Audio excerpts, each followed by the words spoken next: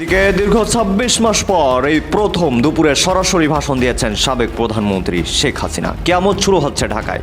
শেখ হাসিনার ভাষণের পরেই রাজপথে ককটেল নিক্ষেপ করে মিছিলে ঝড় তুলল আওয়ামী লীগ ছাত্রলীগের হাজার হাজার নেতাকর্মী।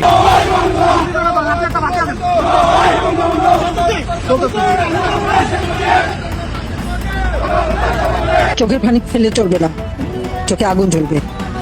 প্রতিটি ফোঁটা রক্তের হিসেব নিতে হবে, প্রতিটি ধ্বংসযজ্ঞের হিসাব নিতে হবে, সেভাবে তৈরি হতে হবে। ছাত্রলীগ কখনো বলে নাই তারা ক্যাম্পাসে নিষ্ক্রিয় হয়ে গেছে। এমনকি আমার সঙ্গে সাক্ষাৎকারে ছাত্রলীগের সভাপতি সাদ্দাম হোসেন, ছাত্রলীগের সাধারণ সম্পাদক শেখ ইনাম, তারা বলেছেন যে ঢাকা বিশ্ববিদ্যালয়ে তাদের এখনো সক্রিয় অবস্থান আছে, তাদের নেতা কর্মী শিক্ষার্থীরা এখনো সক্রিয় আছেন, তারা ছাত্রলীগের রাজনীতিতেই বিশ্বাস করেন। কাজে ঢাকা বিশ্ববিদ্যালয় বা বাংলাদেশের কোথাও বা কোনো ক্যাম্পাসে ছাত্রলীগ আওয়ামী লীগ নিষ্ক্রিয় হয়ে গেছে সেটা তো তারা কখনোই বলেন। আওয়ামী লীগ একটা অনুভূতির নাম, যারা আওয়ামী লীগের সমর্থক তাদের মধ্যে এটা কিন্তু একটা অনুভূতি। আওয়ামী লীগ নিষিদ্ধ করবেন, কিন্তু আওয়ামী লীগের সমর্থকদের কি হবে সেই প্রতিক্রিয়া সামাল দেওয়ার মতো সাংগঠনিক দক্ষতা, রাজনৈতিক প্রজ্ঞা কোনোটাই বিএনপির নাই। ৬৭% মানুষ চাই বাংলাদেশ আওয়ামী লীগ বাংলাদেশের রাজনীতিতে ফিরে আসুক এবং শেখ হাসিনাও বাংলাদেশে ফিরে এসে বাংলাদেশে রাজনীতি করুক। হঠাৎ করে বাংলাদেশ আওয়ামী লীগের এত জনপ্রিয়তা কেন বেড়ে গেল এবং বাংলাদেশের মানুষ কেন চাচ্ছে বাংলাদেশ আওয়ামী লীগ বাংলাদেশের রাজনীতিতে ফিরে আসুক এবং শেখ হাসিনা বাংলাদেশে ফিরে আসুক। প্রিয় দর্শক, দেশের রাজনৈতিক প্রেক্ষাপট ও সার্বিক পরিস্থিতির বেশ কিছু ভিডিও নিয়ে আপনাদের সামনে হাজির হয়েছি, যার কিছুটা অংশবিশেষ আপনারা ইতিমধ্যে দেখে ফেলেছেন এবং এই অংশবিশেষ দেখার মাধ্যমে আপনারা নিশ্চয়ই উপলব্ধি করতে পেরেছেন যে আজকের ভিডিওটা ঠিক কোন বিষয়টিকে ইঙ্গিত করছে। তাই বলবো, যারা নিউজটি অন করেছেন তারা সম্পূর্ণ ভিডিওটি না টেনে দেখবেন। আমি আর বেশি কথা বাড়াবো না, তবে যারা চ্যানেলটিতে নতুন তারা সাবস্ক্রাইব করে পাশে থাকা বেল আইকনটি বাজিয়ে দিবেন, আর যারা ইতিমধ্যেই সাবস্ক্রাইব করে রেখেছেন তাদেরকে অসংখ্য ধন্যবাদ। তো চলুন একটি লাইক দিয়ে ধারাবাহিকভাবে সম্পূর্ণ ভিডিওর বিস্তারিত আলোচনা দেখে আসি। ছাত্রলীগকে ঠিক সারা বাংলাদেশে যেমন আওয়ামী লীগকে ধুয়ে মুছে ফেলা যায় নাই, ঠিক তেমনি ভাবেই বাংলাদেশের পাবলিক বিশ্ববিদ্যালয়গুলোকেও যে ধুয়ে মুছে ফেলা যায় নাই ছাত্রলীগ থেকে, ছাত্রলীগের নেতা কর্মী সমর্থকদের থেকে, সেটা এ থেকেই বোঝা যাচ্ছে যে এখন আবারও এই আশঙ্কা আওয়ামী লীগ বিরোধী শিবিরে ভীষণভাবে দানা বেঁধে উঠেছে যে খোদ ঢাকা বিশ্ববিদ্যালয়ে ছাত্রলীগ সংগঠিত হয়ে পড়েছে। বিশেষ করে মে মাসের শুরুতে ছাত্রলীগ ব্যাপক যখন একটা প্রতিকূল সময়, তখন ঝটিকা মিছিল করেছে বিশ্ববিদ্যালয় ক্যাম্পাসে। শুধু ঝটিকা মিছিল করেছে তাই নয়, এই বছর যেমনটা শুরু হয়েছে বা গত বছরের শেষ দিক থেকে আওয়ামী লীগ যেমনটা শুরু করেছে, মানে রীতিমতো ব্যানারে লেখা থাকে কোন নেতা কোথায় মিছিল করাচ্ছেন, কাদের অনুসারীরা এই মিছিল করছেন এবং কার আয়োজনে এগুলো হচ্ছে। ঠিক তেমনি ভাবে ওই যে মে মাসের ২ তারিখে যে মিছিলটা ঢাকা বিশ্ববিদ্যালয়ে সংগঠিত করে ছাত্রলীগ, সেটাতে ঢাবির স্যার এফ রহমান হল ছাত্রলীগের সাংগঠনিক সম্পাদক ফারহান তানভীর নাসিফ নেতৃত্ব দিয়েছিলেন। পরে কিন্তু নাসিফ এবং তার সঙ্গে থাকা মাইক্রোবাস চালক রুবেল মিয়াকে গ্রেফতার করা হয় এবং এরপর ১১ই মে তাদের আদালতে জিজ্ঞাসাবাদের জন্য একদিনের রিমান্ডও মঞ্জুর করা হয়। কিন্তু এরপরই আবার ২০ মে ঢাকা বিশ্ববিদ্যালয়ের অপরাজেয় বাংলার পাদদেশে ছাত্রলীগের ব্যানার নিয়ে অবস্থান নিয়েছিলেন শহীদ সার্জেন্ট জহুরুল হক হল ছাত্রলীগের প্রশিক্ষণ সম্পাদক টিএসআই জাওয়াদ এবং সূর্য সেন হল ছাত্রলীগের গ্রন্থনা ও প্রকাশনা সম্পাদক ওমর ফারুক। এরপর জুন মাসের ১ তারিখে এসে রীতিমতো ডাকসুর সামনে মৌন মানববন্ধন কর্মসূচি পালন করেছিলেন এই নিষিদ্ধ সংগঠন ছাত্রলীগের নেতাকর্মীরা।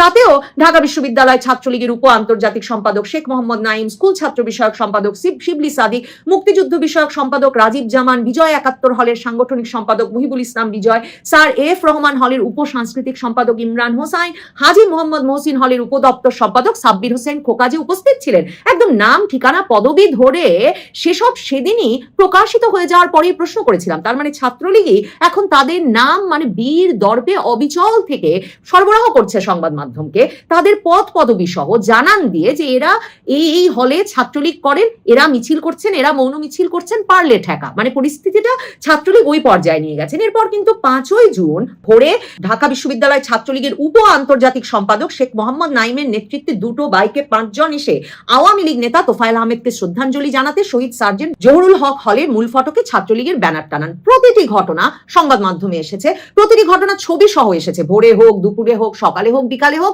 ঝটিকা মিছিল হোক। তার মানে এগুলো ছাত্রলীগই জানান দিতে চাইছে।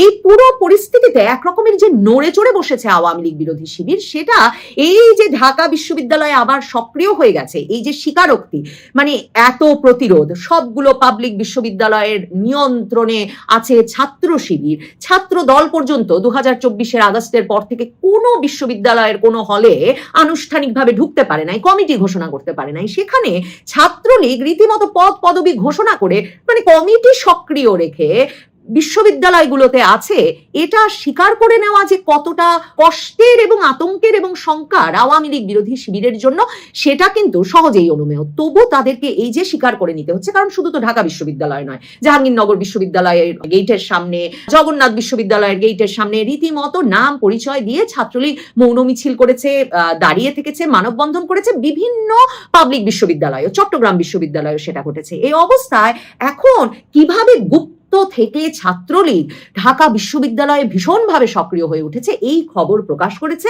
আমার দেশ পত্রিকা। তারা লিখছে, ঢাবিতে ছদ্মবেশে সক্রিয় নিষিদ্ধ ছাত্রলীগ। এরপরে আপনি যদি ঢুকে মানে খবরটা পুরো পড়েন, আপনি বুঝবেন যে কোনো ছদ্মবেশে ছাত্রলীগ কাজ করছে না।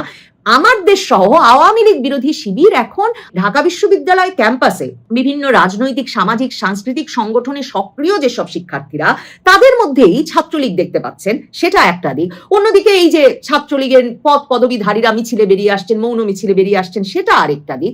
কিন্তু এরা কেউই, কোনো পক্ষই ঠিক সাদিক কায়েমদের মতো বা হাসনাত আব্দুল্লাহ সার্জিসদের মতো ছাত্রলীগের পদ নিয়ে ছাত্র শিবিরের রাজনীতি করছিলেন ভেতরে ভেতরে, এর কোনো খবর এটার মধ্যে নাই। মানে এখন এদেরকেও ছাত্র শিবিরে গুপ্ত রাজনীতি করে করে ছাত্রলীগের রাজনীতির প্রসার ঘটাচ্ছেন, এমন গোপন রাজনীতির কোনো খবর আমার দেশ পত্রিকার ভেতরে না থাকলেও তাদের শিরোনাম তারা করেছে, ঢাবিতে ছদ্মবেশে সক্রিয় নিষিদ্ধ ছাত্রলীগ। এমনকি প্রায় 1 বছর আগে হয়ে যাওয়া ডাকসু নির্বাচনে নাকি ছাত্রলীগের দেওয়া প্যানেল ছিল। তারা বলছে যে শামীম হোসেন নামে যে ভিপি প্রার্থী আর যে জিএস প্রার্থী আরাফাত চৌধুরী, তাদের যে স্বতন্ত্র প্যানেলটা, এটা নাকি মূলত ছাত্রলীগের প্যানেল ছিল। এরকম করে নানা জনকে তারা এখন ছাত্রলীগ হিসেবে চিহ্নিত করছেন।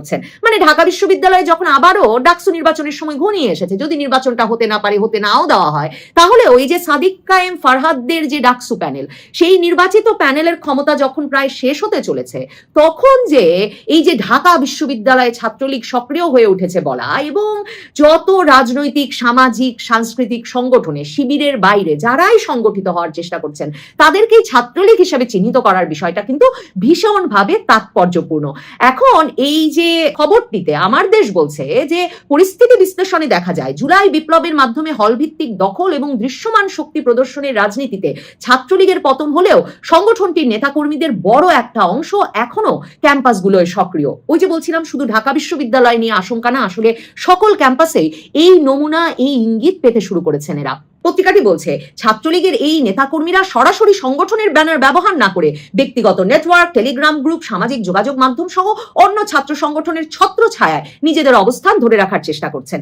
মানে কিন্তু কোনোভাবেই, মানে যখন ছাত্রলীগ কোনো এককালে করতেন, কিংবা হয়তো ছাত্রলীগকে ভোট দিয়ে থাকতে পারেন বা মনে মনে ছাত্রলীগ, এসব বিবেচনায় যখন বিশ্ববিদ্যালয়গুলোতে ছাত্রত্ব, ডিগ্রি সব বাতিল হচ্ছে, তখন প্রকাশ্যে ছাত্রলীগ করার উপায়টা কি? কাজেই তারা টেলিগ্রাম গ্রুপে, ব্যক্তিগত নেটওয়ার্ক ব্যবহার করে সামাজিক যোগাযোগ মাধ্যমে ছাত্রলীগ করছেন, সেটা তো খুব স্বাভাবিক একটা ব্যাপার। এখন আমার দেশ বলছে, অনুসন্ধানে জানা গেছে প্রকাশ্য ও গোপন দুটো অংশে বিভক্ত হয়ে কার্যক্রম চালাচ্ছে নিষিদ্ধ সংগঠনটি। একাংশ ক্যাম্পাসের ভেতরে এবং অন্য অংশ ক্যাম্পাসের বাইরে সক্রিয়। ক্যাম্পাস ভিত্তিক অংশটি মূলত তথ্য আদান প্রদান ও সমন্বয়ের দায়িত্ব পালন করছে।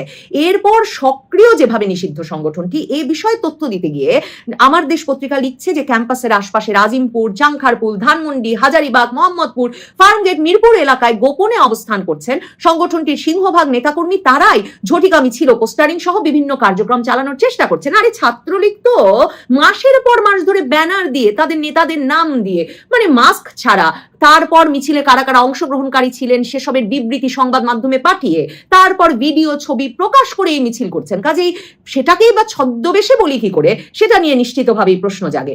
এরপরেই আমার দেশ পত্রিকা মনে করাচ্ছে যে ছাত্রলীগ ঢাকা বিশ্ববিদ্যালয়ে কতবার বেড়েছে, যে তারা 2 মে ঝটিকা মিছিল করেছে, তারা 20 মে অপরাজেয় বাংলার পাদদেশে মিছিল করেছে, তারপর 1 জুন ডাকসুর সামনে দাঁড়িয়েছে, 5 জুন জহুরুল হক হলে তোফায়েল আহমেদের ব্যানার লাগিয়েছে। সব কিছু মনে করিয়ে দিয়ে তারা বলছে গত ডাকসু নির্বাচনেও গোপনে প্যানেল দেয় নিষিদ্ধ ছাত্রলীগ। মানে যখন ডাকসু নির্বাচন হয়েছে, সারা ক্যাম্পাস ছাত্র শিবিরের পূর্ণ দখলে, ছাত্র দল পর্যন্ত ওই ডাকসু নির্বাচনের সময়ও মন মতো হলে হলে প্রচারণা চালাতে না পেরে, ভোটের দিনও ভোটারদের কাছে যেতে না পেরে কেমন ক্ষেপে উঠেছিল তো আপনাদের মনে আছে। মানে ওই অন্তর্বর্তীকালীন সরকারের আমলের ভিসিকে গিয়ে তখন ছাত্রদল সভাপতি এবং নেতৃবৃন্দ টেবিল চাপড়ে বলে এলেন ঢাকা বিশ্ববিদ্যালয় প্রশাসনকে তারা শিবির প্রশাসন ঘোষণা করতে চান। তো সেই অবস্থায় নাকি ওই সময়ে 2025 সালের ডাকসু নির্বাচনেও নাকি ছাত্রলীগ প্যানেল দিয়ে ফেলেছিল এবং হল সংসদ নির্বাচনগুলোতে এখন আমার দেশ সহ মানে ছাত্র শিবির, আওয়ামী লীগ বিরোধী শক্তি নানা জনকে এখন ছাত্রলীগ হিসেবে চিহ্নিত করে ফেলেছেন। তারা বলছেন ডাকসু নির্বাচনে ছাত্রলীগের পক্ষে সূর্য সেন হল ছাত্রলীগের উপদপ্তর সম্পাদক আয়ান আব্দুল্লাহ নির্বাচন করেছেন, গণতান্ত্রিক আন্দোলন সম্পাদক পদে মোহাম্মদ রিয়াজ প্রতিদ্বন্দ্বিতা করেছেন এবং এরা ঢাকা বিশ্ববিদ্যালয়ের যে ছাত্রলীগ সভাপতি ছিলেন 15ই জুলাই সেই মাজহারুল কবির শয়নের অনুসারী। এরপর পত্রিকাটি বলছে যে এছাড়াও ডাকসু নির্বাচনে ইশাখা বাসরুটের সাবেক সভাপতি রাজিন হোসেন, সার্জেন্ট জহুরুল হক হলের শিক্ষার্থী আবিদ আব্দুল্লাহ, এরাও যে কার্যনির্বাহী সদস্য পদে নির্বাচন করেছেন, এরা নাকি সবাই ছাত্রলীগের পক্ষ থেকে নির্বাচন করেছেন এবং তারা তথ্য বিশ্লেষণে বের করে এনেছেন যে এই আবিদ আব্দুল্লাহ জুলাই বিপ্লবের আগে ছাত্রলীগের কট্টর অনুসারী ছিলেন। আরে হাসনাত আব্দুল্লাহ সার্জিসরাও তো কট্টর অনুসারী ছিলেন। ছদ্মবেশের কথা খুঁজতে গিয়ে তারা বলছে যে ক্যাম্পাসের বিভিন্ন স্থানে ছোট ছোট বৈঠকের মাধ্যমে সংগঠিত হওয়ার চেষ্টা করছে নিষিদ্ধ সংগঠনটি। অনুসন্ধানে জানা গেছে যে আবিদ আব্দুল্লাহ নামে তাদের ছাত্রলীগ বলে সন্দেহ যেই শিক্ষার্থীকে, সেই শিক্ষার্থী নেক্সট জেন বাংলাদেশ নামে একটা সামাজিক সংগঠন তৈরির চেষ্টা করছেন এবং এই ক্যাম্পাসে ছাত্রলীগের যে অংশটি তৎপর, এরা কেউ সাংস্কৃতিক সংগঠন, কেউ স্বেচ্ছাসেবী প্ল্যাটফর্ম কিংবা অরাজনৈতিক ব্যানার ব্যবহার করে ক্যাম্পাসে প্রভাব তৈরির চেষ্টা করছেন। দেখেন, ছাত্রলীগ কখনো বলে নাই তারা ক্যাম্পাসে নিষ্ক্রিয় হয়ে গেছে। এমনকি আমার সঙ্গে সাক্ষাৎকারে ছাত্রলীগের সভাপতি সাদ্দাম হোসেন, ছাত্রলীগের সাধারণ সম্পাদক শেখ ইনান, তারা বলেছেন যে ঢাকা বিশ্ববিদ্যালয়ে তাদের এখনো সক্রিয় অবস্থান আছে, তাদের নেতা কর্মী শিক্ষার্থীরা এখনো সক্রিয় আছেন, তারা ছাত্রলীগের রাজনীতিতেই বিশ্বাস করেন এবং দিনে অন্তত 100 ঢাকা বিশ্ববিদ্যালয়ের কর্মীর সাথেও তাদের কথা হয়। এমন কথাও একবার ছাত্রলীগ সাধারণ সম্পাদক শেখ ইনান আমার সঙ্গে সাক্ষাৎকারী বলেছেন। কাজে ঢাকা বিশ্ববিদ্যালয় বা বাংলাদেশের কোথাও বা কোনো ক্যাম্পাসে ছাত্রলীগ আওয়ামী লীগ নিষ্ক্রিয় হয়ে গেছে সেটা তো তারা কখনোই বলে নাই, বা পৃথিবীর কোথাও সংগঠনকে নিষিদ্ধ করলেই এমন ঘটনা ঘটিয়ে ফেলা যায় না। কাজেই এখন ছাত্রলীগ বিরোধী শিবির, আওয়ামী লীগ বিরোধী শিবির যতই দেখছে যে ছাত্রলীগ আওয়ামী লীগ সংগঠিত হয়ে উঠছে এবং সেটা টের পাওয়া শুরু করেছে, তখন নিশ্চিতভাবেই তাদের সংখ্যা বাড়ছে। আর একই সাথে বাড়ছে ছাত্রলীগের প্রকাশ্য উপস্থিতি জানান দেওয়ার সাহস। পুলিশকে লাগিয়ে দিয়েছে শুধু বাংলাদেশ আওয়ামী লীগের নেতা কর্মীদেরকে ধরাতে। এই সকল বিষয়গুলো জনগণ যখন বুঝতে পেরেছে, তখনই জনগণ শেখ হাসিনার দিকে একেবারে ঝুঁকে গিয়েছে এবং আওয়ামী লীগের জনপ্রিয়তা অনেক বেশি বেড়ে গিয়েছে এবং তারা মনে প্রাণে যাচ্ছে শেখ হাসিনা বাংলাদেশে ফিরে এসে আবার বাংলাদেশের হাল ধরুক। কারণ তারা মনে করেছিল 5 আগস্টের পরবর্তী সময় বাংলাদেশে একটি গণতান্ত্রিক প্রক্রিয়া ফিরে আসবে এবং বাংলাদেশে সুন্দর একটি নির্বাচন হবে এবং সেই নির্বাচনে সকল দলের অংশগ্রহণ হবে এবং সকল মানুষ সেই নির্বাচনে ভোট দিয়ে তাদের পছন্দের রাজনৈতিক দলকে ক্ষমতায় আনতে পারবে। সেটাও কিন্তু বাংলাদেশের জনগণ দেখতে পায়নি, বরং শেখ হাসিনার আমলের থেকেও 12ই ফেব্রুয়ারি মাহবুবাগঞ্জে যে নির্বাচনটা হয়েছে সেটা আরো ইতিহাসের সবচেয়ে কলঙ্কজনক নির্বাচন হয়েছে। কারণ শেখ হাসিনা তো দিনের ভোট রাতে করতো, আর এই মামুরা আর ভাগিনারা 1 সপ্তাহ আগেই সকল কিছু সিদ্ধান্ত নিয়েছে কাকে কোন আসন ছাড়া হবে, কিভাবে নাটক করা হবে, কিভাবে ডারবি নাসির নির্বাচনের আমেজ তৈরি করবে, কিভাবে মির্জা আব্বাসকে অপমানিত করবে, সকল জায়গায় কি কি হবে, সকল কিছু ডক্টর নুসহ একদম সুনিপুণ ভাবে ডিজাইন করে নির্বাচনটা হয়েছে। শেখ হাসিনা তো নির্বাচনের দিন দিনের ভোট রাতে করতো, রাতের ভোট দিনে করে মেটিকুলাস ডিজাইন করতো, কিন্তু এরা 1 সপ্তাহ আগে এভাবে সকল কিছু ফলাফল রেডি করে ফেলেছে। তার মানে জনগণ সকল দিক থেকে প্রতারণার শিকার হয়েছে। একে তো 5 আগস্টের পরবর্তী সময় মুক্তিযুদ্ধের নাম দিয়ে তারা আন্দোলন করেছে, পরবর্তী সময় যখন শেখ হাসিনার পতন হয়েছে মুক্তিযুদ্ধকে তারা ছোট করে তারা নিজেদের মতবাদ প্রতিষ্ঠা করার চেষ্টা করেছে এবং জঙ্গিবাদকে বাংলাদেশে প্রমোট করার চেষ্টা করেছে। সে সকল বিষয় জনগণের কাছে ক্লিয়ার হয়েছে। তারা আওয়ামী লীগকে বলতো হত্যাকারী, তারা আওয়ামী লীগকে বলতো টাকা পাচারকারী, কিন্তু 5 আগস্টের পরবর্তী সময় দেখতে পেয়েছে তারা আওয়ামী লীগ থেকে বড় হত্যাকারী, তারা আওয়ামী লীগ থেকে বড় গুমকারী, তারা আওয়ামী লীগ থেকে বড় টাকা পাচারকারী। তো সেদিক থেকে জনগণ প্রতারণার শিকার হয়েছে। আওয়ামী লীগের আমলে অন্তত মাদ্রাসা এত বলাৎকার হতো না, আমাদের মা বোনরা এত ধর্ষণের শিকার হয়েছে আমার জানা নেই আওয়ামী লীগের 15.5 বছরের শাসন আমল। কিন্তু 5 আগস্টের পরবর্তী সময় মাদ্রাসায় বলাৎকার বেড়ে গিয়েছে, বাচ্চা শিশুদের বলাৎকার করে খুন করা হচ্ছে এবং আমাদের মা বোনরাও যেখানে সেখানে ধর্ষণ হচ্ছে।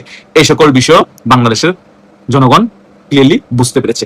সার্বিক সকল বিষয় জনগণ যখন বুঝতে পেরেছে এদের আসল রূপ, তখনই জনগণ আওয়ামী লীগের উপর সম্পূর্ণরূপে ঝুঁকে গিয়েছে এবং আওয়ামী লীগকে আগের থেকে বেশি ভালোবাসা দেওয়া শুরু করে দিয়েছে এবং আওয়ামী লীগের পক্ষে কথা বলা শুরু করে দিয়েছে। এই সকল বিষয় গোয়েন্দা সংস্থা, বিএনপি এখন যে সরকার আছে তাদেরকে মোটামুটি বুঝিয়ে দিয়েছে। সেই কারণে এখন বিএনপি টেকনিক্যালি ভাবে স্বরাষ্ট্রমন্ত্রীকে দিয়ে বলানোর চেষ্টা করছে আওয়ামী লীগ কখনো বাংলাদেশে রাজনীতি করতে পারবে না। আবার বিএনপি টেকনিক্যালি ভাবে জামাতকে আওয়ামী লীগের বিরুদ্ধে লাগিয়ে দিয়েছে যে আওয়ামী লীগের কবর রচনা হয়েছে। এই সকল বিষয়গুলো বক্তব্য দিয়ে চারিদিকে আপনারা প্রমোট করেন, যাতে আওয়ামী লীগের নেতা কর্মীদের মনোবল দুর্বল হয়ে যায়, বাংলাদেশের জনগণও বুঝতে পারে যে আওয়ামী লীগের রাজনীতি ফিরবে না, আওয়ামী লীগ নিয়ে চিন্তা করে লাভ নাই, জনগণেরও মনোবল যাতে দুর্বল হয়ে যায়। কিন্তু 67% বাংলাদেশের জনগণ যে আওয়ামী লীগকে মনে প্রাণে চাই বাংলাদেশের রাজনীতিতে এবং শেখ হাসিনা যাতে বাংলাদেশে ফিরে আসুক মনে প্রাণে চাই, এই জনগণ গুলাকে কি আপনারা মেরে ফেলতে পারবেন, জেলে ঢুকাতে পারবেন? পারবেন না। 67% যদি ধরে নেন আওয়ামী লীগকে এখন ভালোবাসে বাংলাদেশের জনগণ, তাহলে প্রায় 10 কোটির উপর, এই 10 কোটি মানুষকে কি আপনারা মেরে ফেলতে পারবেন, দমিয়ে রাখতে পারবেন, ভয় দেখাতে পারবেন? কখনো সম্ভব না। যে কোনো মুহূর্তে বিস্ফোরিত হবে, যে কোনো মুহূর্তে বাংলাদেশ আওয়ামী লীগ স্ফুলিঙ্গের মতো রাজপথে জয় বাংলা স্লোগানে প্রকম্পিত করে সারা বাংলাদেশের রাজপথ দখল করে আবার বাংলাদেশের দাপটের সাথে রাজনীতি করবে এবং শেখ হাসিনা বাংলাদেশে ফিরে আসবে এবং বাংলাদেশ আওয়ামী লীগ আবার ক্ষমতায় আসবে। সো যতই ষড়যন্ত্র করা হোক না কেন, কোনো লাভ নাই। বাংলাদেশের জনগণ সকল ষড়যন্ত্র মোটামুটি বুঝে গিয়েছে যে বিএনপি জামাত মিলে বাংলাদেশে আগামীতে কি কি ষড়যন্ত্র করতে পারে। তারা দেশ ঠিকভাবে চালাতে পারছে না, দ্রব্যমূল্য নিয়ন্ত্রণ করতে পারছে না, তারা শেখ হাসিনার উন্নয়নমূলক কর্মকাণ্ডকে টেকনিক্যালি ভাবে ছোট করার জন্য সেগুলো কিভাবে ধ্বংস করবে সে চিন্তায় বিজি আছে। সকল কিছু জনগণ অবগত আছে। তো জনগণ এখন খুবই কষ্টে আছে, তাদের বুক ফেটে যাচ্ছে কিন্তু মুখ ফাটতেছে না, তারা মুখ দিয়ে অনেক কিছু বলতে পারছে না, কিন্তু অনেকেই এখন অলরেডি বলা শুরু করে দিয়েছে। তারা এখন ভয় পাওয়া কোনোভাবেই মেনে নিচ্ছে না, ভয় পেলেও তারা বলার চেষ্টা করছে সকল কিছু মিডিয়ার সামনে এসে। সম্পূর্ণ ভিডিওটি দেখার জন্য আপনাকে অসংখ্য ধন্যবাদ। আপনার কোনো মতামত থাকলে নিচে কমেন্ট বক্সে কমেন্ট করে জানাতে ভুলবেন না। আজ এই পর্যন্তই। ভালো থাকবেন, সুস্থ থাকবেন। আল্লাহ হাফেজ।